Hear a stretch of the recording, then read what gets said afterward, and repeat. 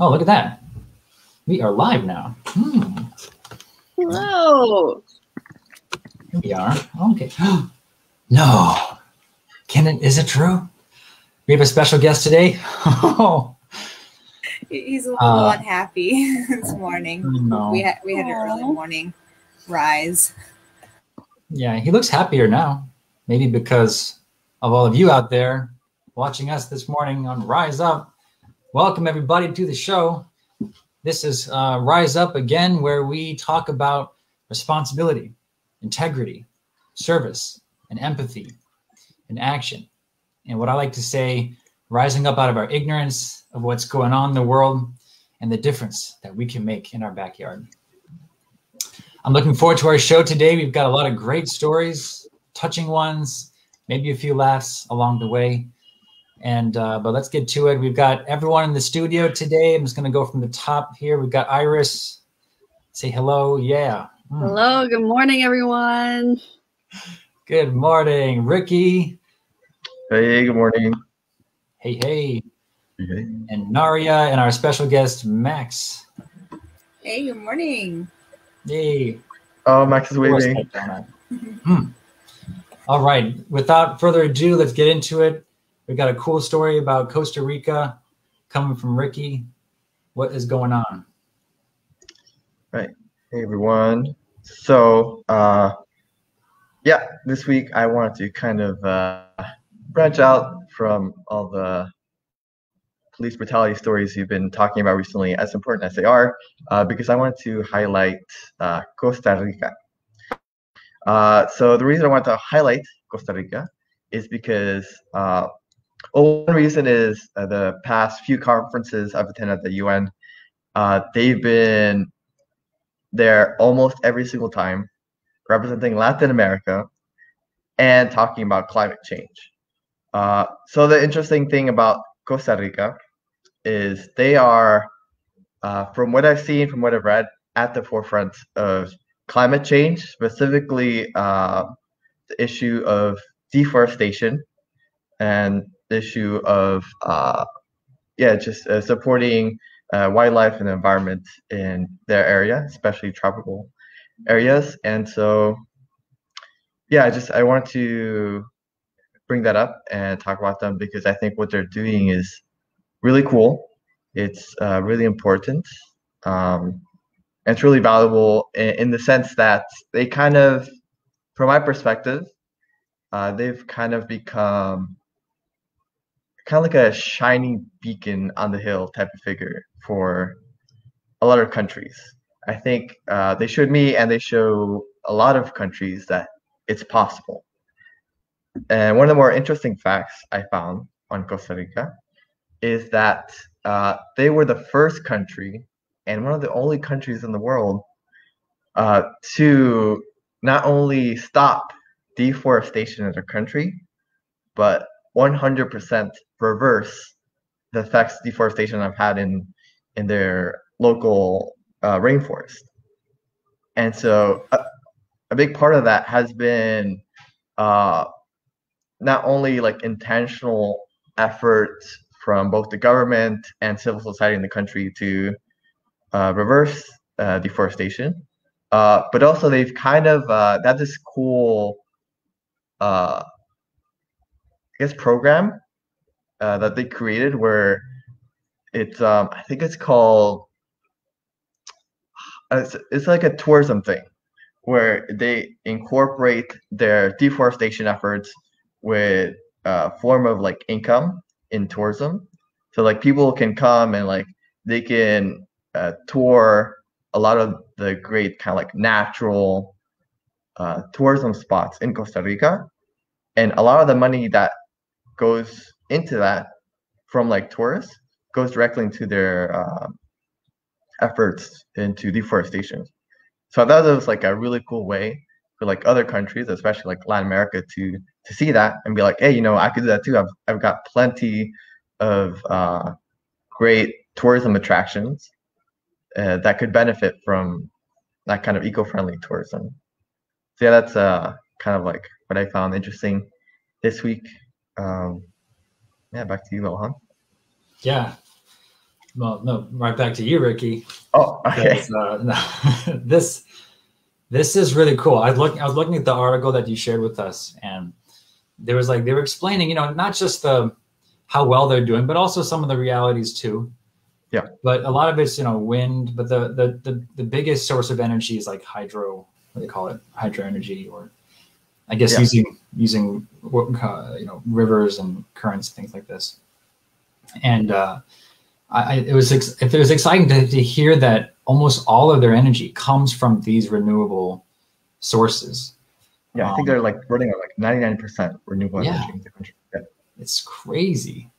And then, of course, they still rely on automobiles and things like this. So that's obviously something they want to move towards electrical. That's kind of far away. At the same time, we are seeing these trends of all cars becoming more electric.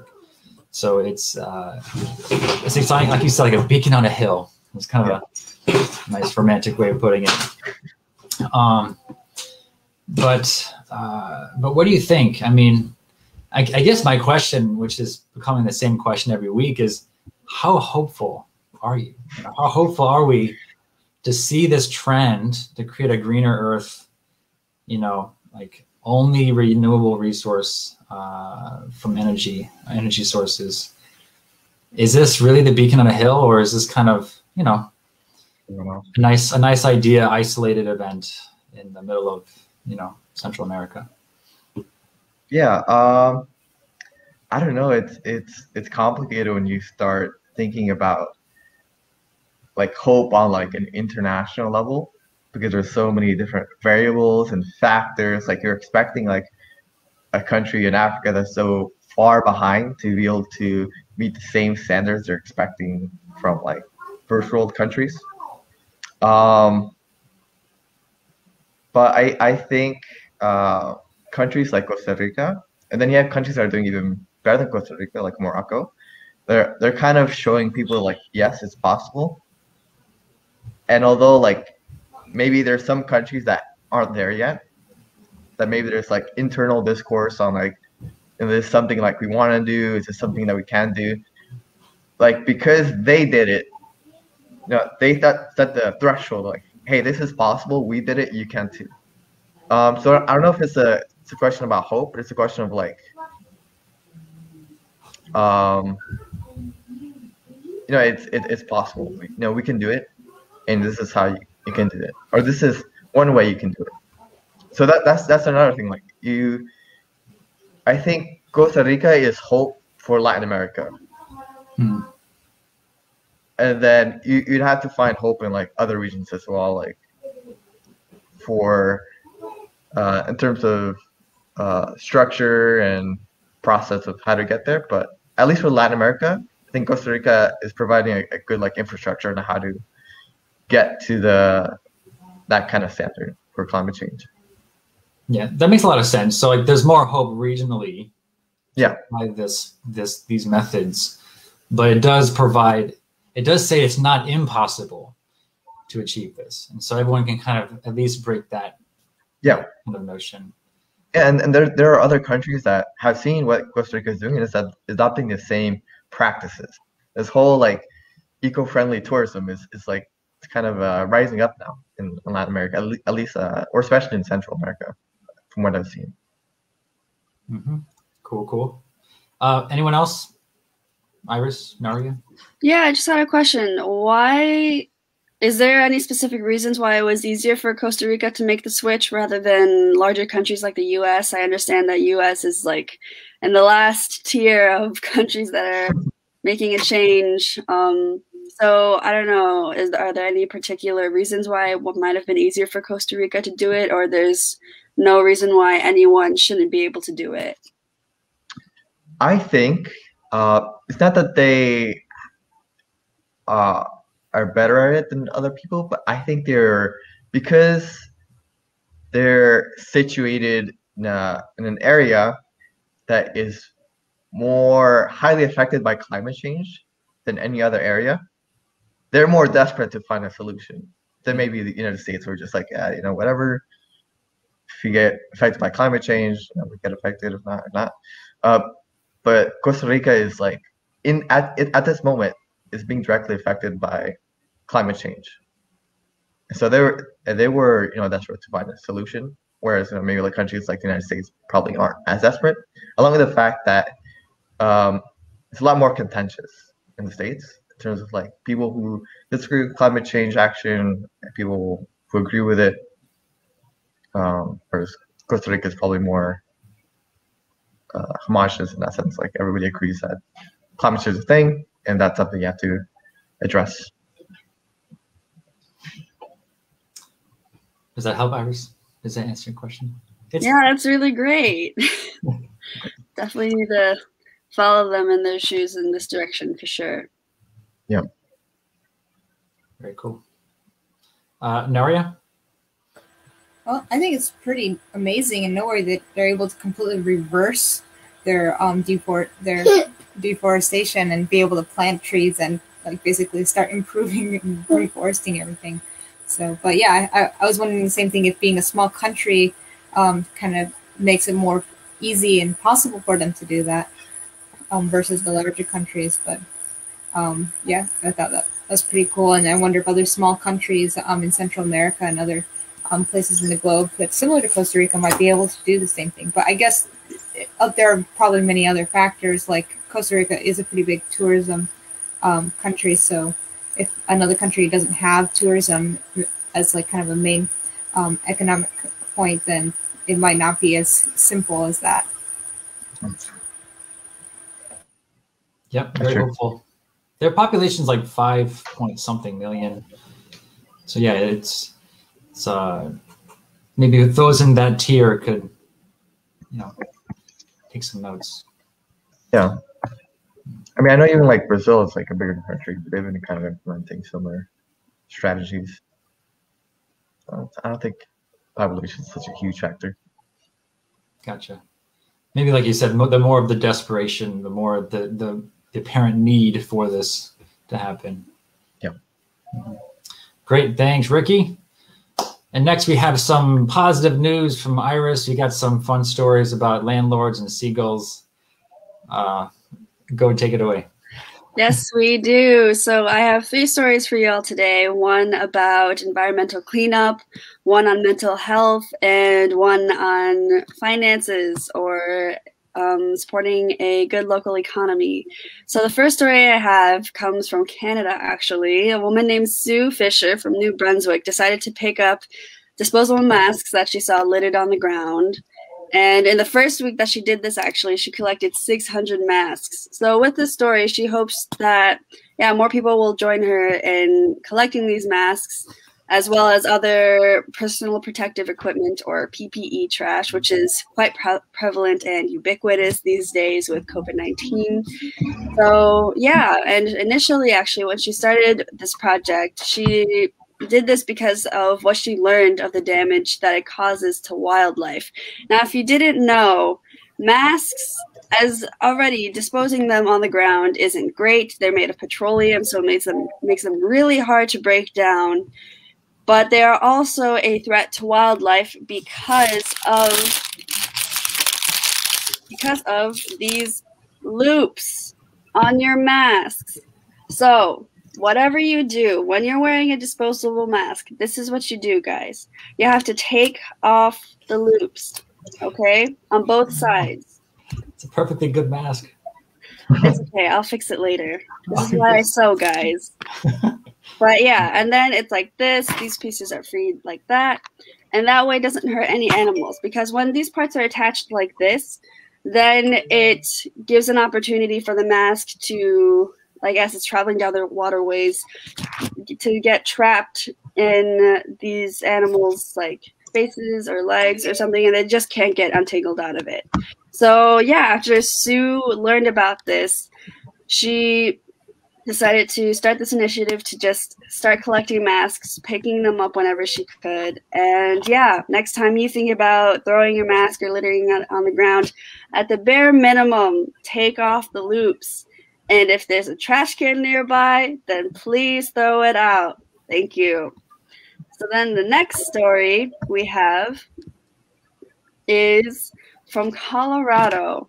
Now, in Colorado, they are currently proposing a free healthcare bill. No, not healthcare, but free therapy bill for young adolescents. So since the rise of mental health issues in adolescents since the beginning of the pandemic, Colorado is working hard to ensure mental health support for their youth during the pandemic. So this bill, 21-1258, was introduced to the House last week and would provide people under 19 with free therapy sessions if needed. And Colorado, already having been rated in the bottom 5 states for prevalence of mental illness before the pandemic, their crisis service hotline has experienced a 30% increase. So there is a huge necessity for this bill, and I don't think this state is the only state that needs it. So hopefully this will spark other states to do the same for their youth. And yeah, so then that brings me to my last story about affordable housing. Now, there's this woman named Margie Stagmeyer from Atlanta, Georgia, and she is a landlord and aspired to be a landlord since she was a kid, since playing Monopoly. Now, unlike the usual concept we have of landlords being stone cold or uncompromising, Margie is compassionate to her tenants, keeping her rent low, allowing the renters to save up and become homeowners later. And not only that, after beginning being a landlord and realizing that her low-income renters needed but couldn't afford services like after-school care and other social services, she launched her own 501c3 nonprofit service, providing free on-site services to families living in affordable apartment communities. So that included like after-school care or just things like that. So this was before the pandemic, but after COVID-19 hit, many of her tenants were laid off. But instead of kicking them out, she created a GoFundMe campaign account to raise money for eviction relief. So she started the campaign at $50,000 in April and has almost reached her goal. And then if that wasn't great enough, when local municipalities found out about this effort to support the low-income tenant community, they voted to donate $1.5 million of their federal stimulus funding to the cause. And then surrounding municipalities joined in too, ending with having raised $9 million, helping 3,000 families avoid eviction. And so now Margie has since spoken to 330 landlords in the Atlanta area, representing over 65,000 apartment units, on the idea of promoting this relief fund idea, saying that it works and that it helps their tenants not only be able to not just support them, but then they feel like they can trust their landlords and give back to them, pay their rent on time, give them time to save up their own money, and become homeowners, move out of poverty. In fact, many of the kids that went through her nonprofit program from these low-income families living in her apartments, most of these kids actually went on to get really great jobs, like become doctors or plumbers or teachers with great wages, and allowed them to move out of poverty. So this works, basically. So as a message to all landlords, be a bit more compassionate. Maybe you don't have to make a whole GoFundMe account, but we are in some hard times, you know? So a little compassion goes a long way, and hopefully the story inspires you to do a little good. So yeah, that's all I got for you guys today. Thank you. Iris, these stories are so cool, and there's so much like discussion material here.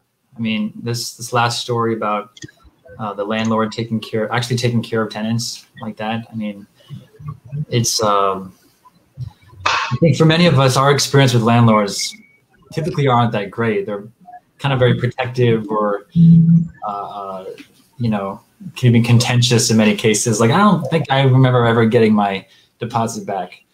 But what's interesting is like this sort of relationship where, and like you said, it wasn't just during the pandemic, but now more than ever, there's a need for compassion, but not just looking at the problem, but looking at what is a possible solution. And she went out, and there are social services. People do want to give to causes like this, if you can just put your name out there and take initiative. So yeah, this is really cool. I mean, what do you guys think about landlords, and is there hope to have more like like this person here? I mean, Iris, what do you think? I mean, I have no idea what it is to be a landlord.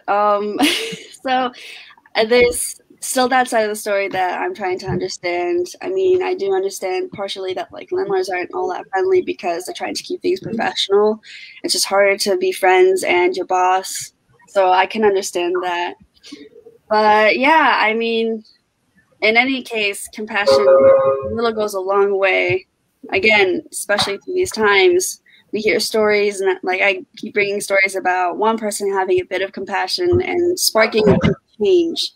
You know, so if that isn't evidence enough that compassion works instead of being mean and ruthless, then I don't know what's going to convince people to try and do the nice thing for once. Yeah, this story really takes a look at the mirror. It's like if you compare being mean and ruthless to being compassionate and generous, but also just having some fun. I mean, this wasn't her money; she's able to fundraise. So this really gives us a beacon of hope, right, Ricky? Of what could be this.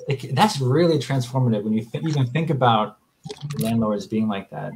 I don't have that experience either. I'm a renter myself, but if I can at least even visualize my landlord being like that one day, it would help. Yeah, and it's hard being a landlord too. So like I can understand why some landlords are so like strict and mean, because they have to deal with like people never paying on time, like people just like being super flaky, and they just want to sustain themselves, right? They want to make sure the income's coming in. So to see someone who can kind of get past that and really look at the kind of situation the people she's rented houses to are in, I just think that's really amazing. It's really hopeful to see something like that. I mean, I can imagine that being profitable too, because there's more of a community, a safer community through all of this. And like you said, you got kids who are growing well and graduating and going getting jobs. So I mean, that in the end, I think it's a win. So something to think about. My other question is, Nari, did you want to comment? Or? No, I agree with Ricky. It's like there's both sides of the story too. I mean, yeah, there are challenging landlords. I'm fortunate to have a really nice landlord, but yeah, I know there's also very challenging tenants too. So it's hard to find good tenants for a lot of cases. So yeah, you can kind of, if you become a landlord, then you can kind of understand when you were renting why your landlord might have been pretty strict. Your landlord's a saint. But you were telling us yesterday how she watches your cats while you were gone and stuff like this. Oh yeah, I mentioned that when we lived in an apartment, our landlord's an older gentleman, but he really loves cats. And when he heard my husband and I were going to Alaska to support a education program for youth, he was like, "Oh, do you have someone to watch your cat? I can watch the cat for you." So I was surprised our landlord offered to watch our cat. I mean, he has other tenants. It was like an apartment building, so. That's so cute. I love it. So hopeful. So hopeful. This should become like the hope show. We just bring hope to people. And, that's what YSP is. That's what YSP is, guys. This is the hope show. Hope. Rising up. I also thought it was interesting how you mentioned, Iris, that the lady wanted to become a landlord from the time she was young. I thought that's an interesting aspiration. Yeah, the story said since winning like a Monopoly tournament in the 3rd grade, she's like, I want to be a landlord, but a good one. I was like, all right, kid. And then look at that. I mean, yeah, dreams go a long way. I want my daughter to graduate elementary school and say, I want to be a landlord when I grow up. That would make me happy. And I guess we were going to talk about like seagulls and stuff, but we got like a couple minutes. So I mean, Iris, we talked simple, about. Folks, just take the loops off your mask. That's all I ask of you. That's all these animals ask of you. Okay, it's not just about these masks getting washed up on a different continent. It's about them getting stuck in our waterways and being littered in our local neighborhoods. So the bare minimum we could all do for our local environments is take the loops off. Thank you. That was my PSA. So, but you can shame us into that, Iris. But how much do you really care about these seagulls? I do, okay? I mean, granted, there's a video of me running at them on my mom's Facebook page, but I mean, we all needed the exercise anyway, so that's a different thing. No, we need you can't terrorize, seagulls unless they're alive, they have to be living. And Ricky has a very touching story. Oh yeah. No, look, I love seagulls. My best experience with a seagull, like this is why we shouldn't kill seagulls, okay? Because if we kill seagulls, we're gonna miss out on this. I lived in Bridgeport for a while, so Mr. Dusher's in the chat, he would know this. There's like a boardwalk by the water, and every morning, or almost every morning, I would go on a walk that boardwalk, and have like these big blue trash cans. And every time I go on one of these walks, there's always at least one seagull on top of this like trash can, waiting for people to throw stuff in. And they would catch it. If it's food, they would eat it. But if it's trash, they would just throw it onto the side. So it's like it was the funniest thing, because like you see a trash can right there, and you would see like a bunch of trash next to it, and you would see them like people are just like rude and like dumb, like or just throw in the trash. Like, but no, it's not the people. It's a seagull. The seagull just won't let you throw trash in the trash. So seagulls are great. Well, keep them alive, please. Well, Freddie the seagull, he's picky about his trash. He doesn't want it touching the other things, articles down there. They want it fresh, right out of your hand. That actually reminds me. I'll bring this story next week. But there's a new initiative with crows collecting bottle can tops, the little like tin bottle caps, dropping them in this like machine, and then out comes like nuts. So it encourages crows to recycle for nuts. Oh my That's goodness. Great. I love that. I'll bring it next week, folks. That has a good story. That's awesome. Talk about mind-blowing like that. I just think about that. Like there's homing pigeons and stuff like this, but that's interesting. That's the way to go. So yeah, we don't want Freddie the seagull to get caught in your mask string. So yes. No, sir. Ricky will come after you. If I see you coming after you. All right, very good. All right, so now for our Hyojung talk today. Oh, thank you, Iris, again for your stories. Always amazing. Let me just briefly share the service project, which is getting more and more creative each week. So I confess, I missed Saturday service. I was so down. I was at a friend's house and I just lost track of time. It was like dark at night. I'm thinking, am I going to run out there and pick up trash? Like, I don't think so. So anyway, on Sunday morning, I'm at the park, and there is this like giant mud puddle at the bottom of a slide. And this is like the awesome slide where it's like super steep and the kids fly out the other end. But there's this giant mud puddle there. So I'm like, these kids are really, they're nervous to come out. So I just like, hey guys, come on, let's do this. So we get like a bunch of leaves and we just cover the mud puddle with leaves. So then we just, it was like, it wasn't too high of a pile, but from that point, the kids, they didn't worry about coming out of the slide. They can just plop right down on the leaves. So, put a smile on every child, you know what I'm saying? So this was, you never know how you can solve problems or leave a plus wherever you go. And I think I picked up a couple pieces of trash while I was there. But anyway.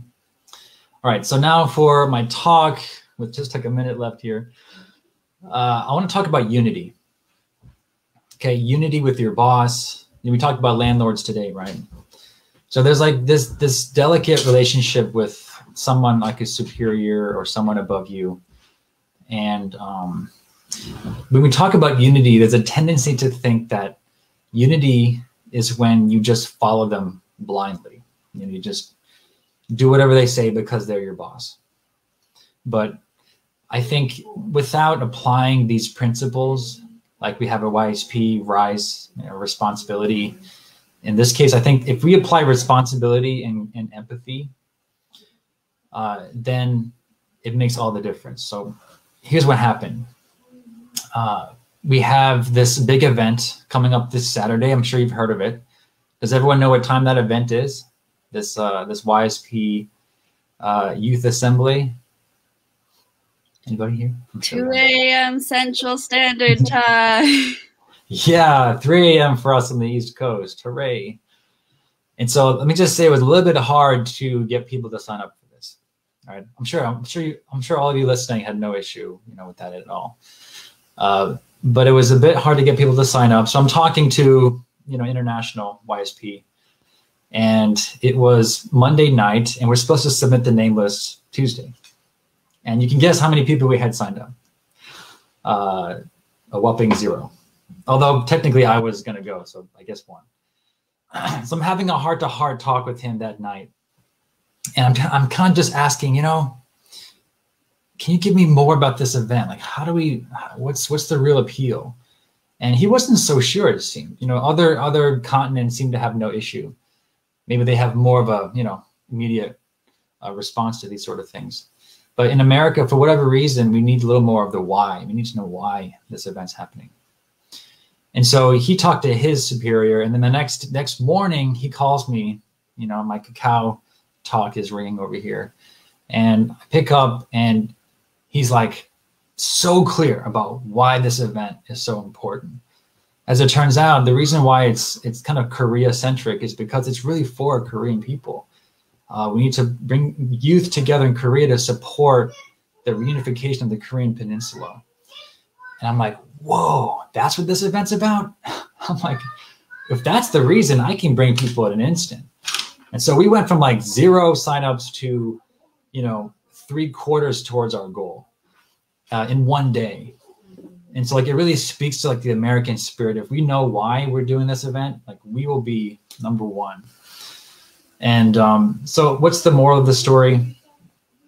Unity doesn't come from just blind obedience. And, because I could have just told all of you guys, you have to come to this event because I said so. But I feel like that wouldn't be responsible, and it wouldn't have come from empathy of kind of where people are coming from and how can we really make move the needle towards a better world.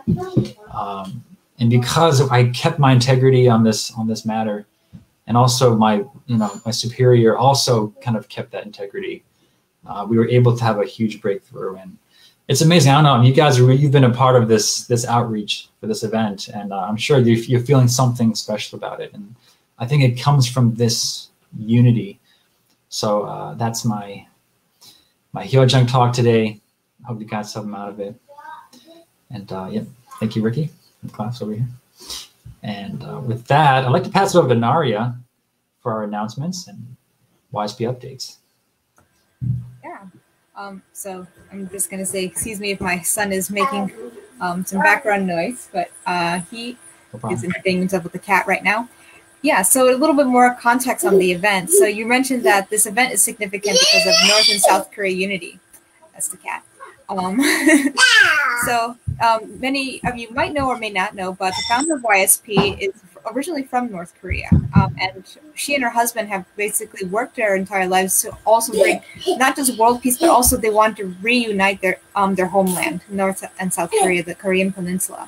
So that's also been a project of YSP as well. So this event, this World Youth Assembly, is to really kind of show that support. So that's why it's significant for people of other countries to actually participate, especially with USA supporting this event, because in Korea, a lot of people in South Korea actually aren't that supportive of uniting the peninsula, because it's actually going to be a very challenging economic challenge. So that's one of the reasons. But yeah, there's not a lot of it's not a popular thing. So if they see the support of many other countries participating and youth who want to be able to help with supporting the unification of the Korean Peninsula, that's very significant for the Korean people. So that's why it's so valuable. But Well yeah, said. the time is challenging because it's daytime Korea time, which is 13 hours ahead. So the event starts 4 p.m. their time. That is 3 a.m. Eastern time for us. So that's the beginning of the youth assembly. And then the second half is going to be the Synergy International event, where the finalists will be presenting as well. So that's going to be at 5 a.m. Eastern. So let me share my screen real quick so you can see. And make sure I have the right one. All right. So if you go to wisepUSA.org, you can either go to the first main page and click on the Synergy International icon, and I'll go to the page, or you can go to events, to upcoming events, and then it'll take you here.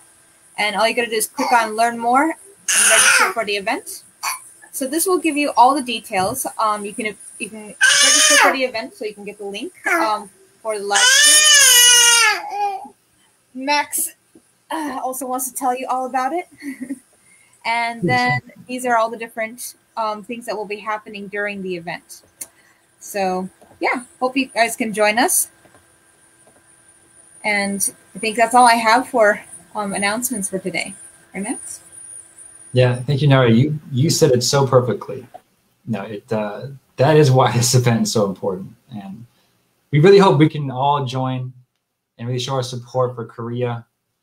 And just as our American brothers and sisters, we care, and this matters to us. So with that, we're going to close our show. Thank you for joining us this week on Rise Up, and we'll see you next one. Thank you.